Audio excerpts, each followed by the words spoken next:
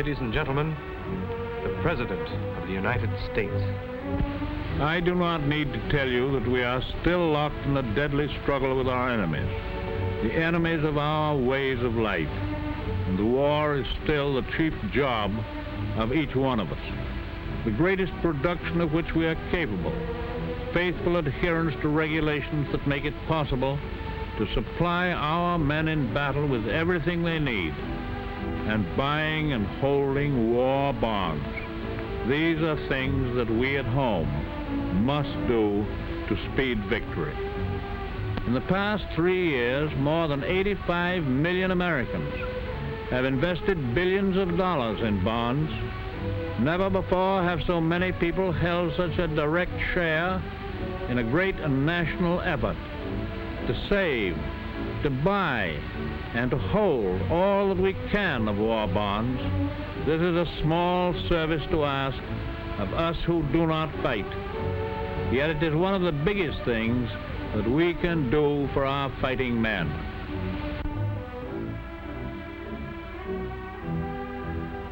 It is one of the biggest things that we can do for our fighting men.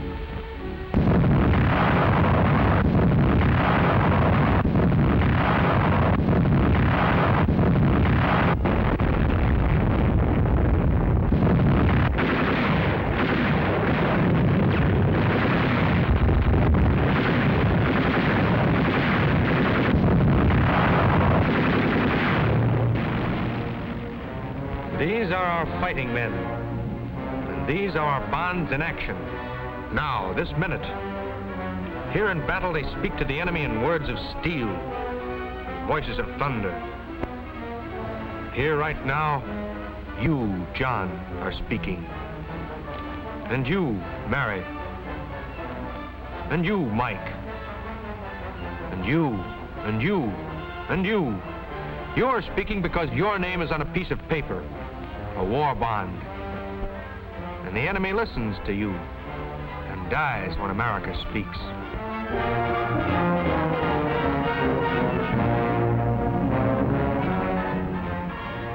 But battle isn't all noise.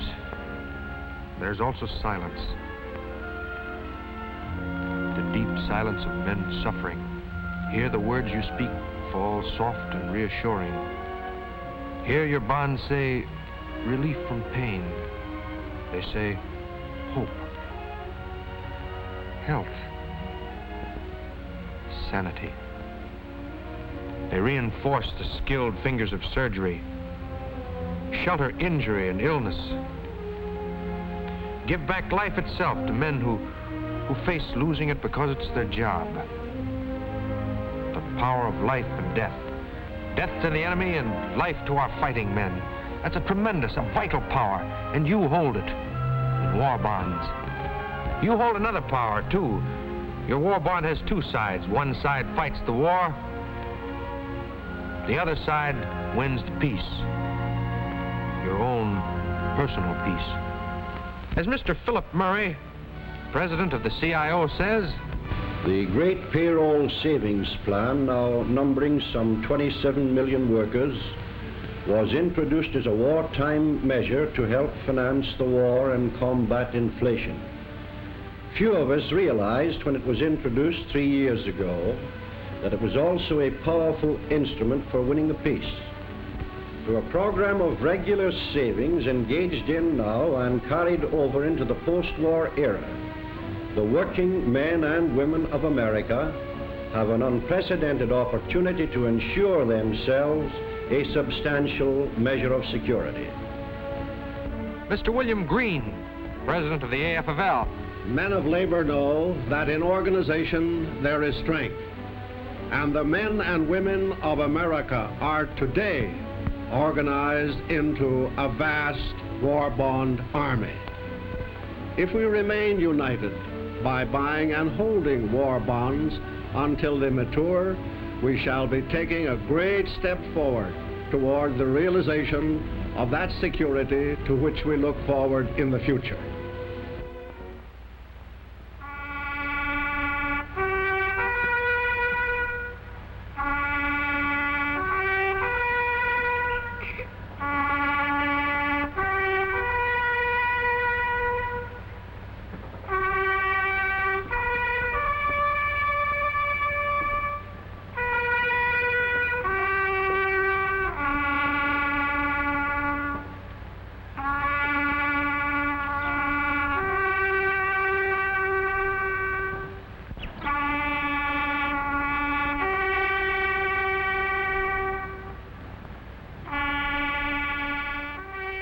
These, too, are our fighting men.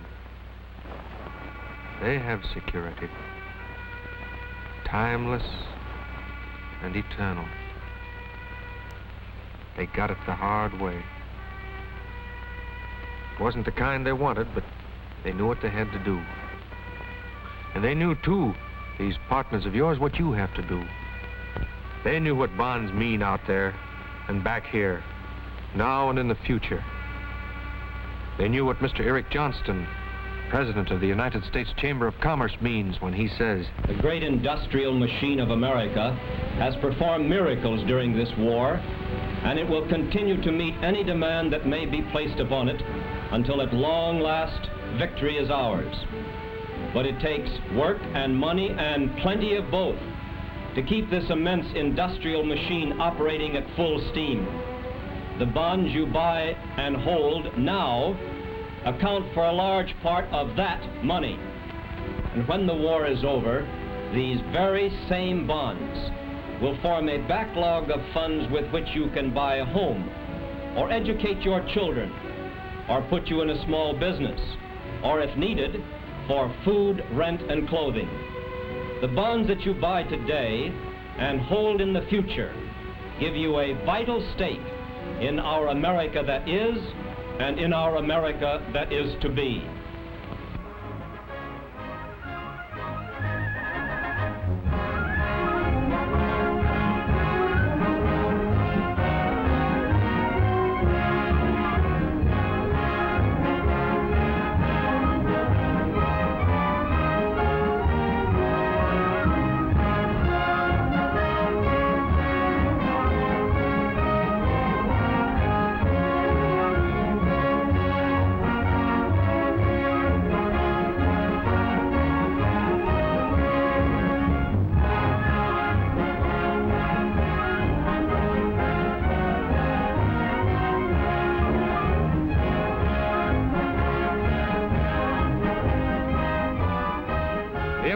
To be, where will you stand in it? Here's how some other Americans stand. When the war is over, I'm going to open up a beauty parlor. My boy is going to go to a good American college. We're buying and holding our war bonds for a little home in the suburbs. I saw what happened after the last war. I keep on buying my bond, $75, and I get $100 after 10 years for them. Me and my husband buying a war bond when my son come back from the war, and I buying a home out the country. I got a brother over there. When he comes home, we're going to open up a filling station. If that doesn't work, we're going to open up some other business.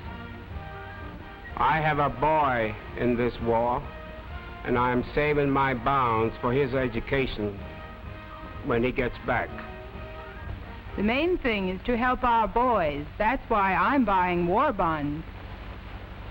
I buy bonds every month and keep them so as I can pay for a college education after the war. I buy bonds every payday, and I hold all that I've bought. When this scrap is over, I'm going into retirement and do lots of fishing. I have been buying bonds since the beginning of the war, and will continue to buy and keep them until after the war, so as to have enough money to start into a business of my own. And now, the Secretary of the Treasury, Mr. Morgenthau. I think all of us have a better idea now what war bonds mean to the winning of the war and to our security in the future. But there are a few other things that you should know about your war bonds. The war bonds you buy, E-bonds, were especially designed for your protection. They're an obligation of the government and are guaranteed by the full faith and credit of the government in the same way as a dollar bill in your pocket, but with special privileges. Here are some of the special privileges you get with E-bonds. Each E-bond is owned individually in your name. It's yours. It's worthless to anyone else. If it's lost or stolen, you can get another one. You can name someone in the family to own it with you, a co-owner which means that you both own the bond like a joint savings account. You can name someone as beneficiary the way you do on your life insurance policy. This means that if you die, whoever you name beneficiary will get the money. After 60 days, the E-bond is always redeemable in cash, and after 1 year, it is worth more than you put into it. The longer you hold the bond, the more it increases in value. For example, when you pay $75 for a $100 bond, this is what happens. The second year, it's worth $76.50. The fourth year, it's worth $80. The sixth year, it's worth $84. The eighth year, it's worth $92. At the end of 10 years, $100. As Secretary of the Treasury, I can assure you that the government will stand back of this bond and fulfill every provision of it.